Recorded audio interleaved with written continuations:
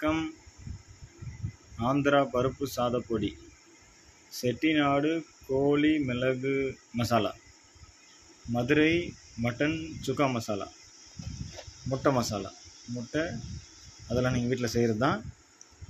65 மசாலா, இதுதான் ரொம்ப எனக்கு பிடிச்சது. எதுவுமே ஆட் பண்ண தேவையில்லை.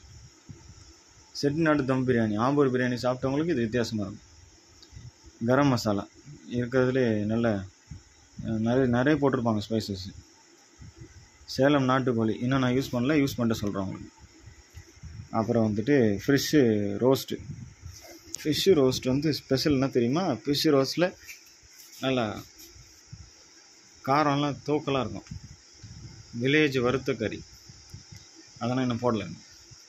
கொங்கு நாடு கொள்ளு ரசம் இன்னும் யூஸ் பண்ணல. ரசப்பொடி அதெல்லாம் யூஸ் பண்ணல, இனி தான் வாங்கி வந்துருக்கிறேன். ஸோ மக்களே, இது அருமையான ப்ராடக்ட்டு, வாங்கி பயன்படுங்க. நன்றி.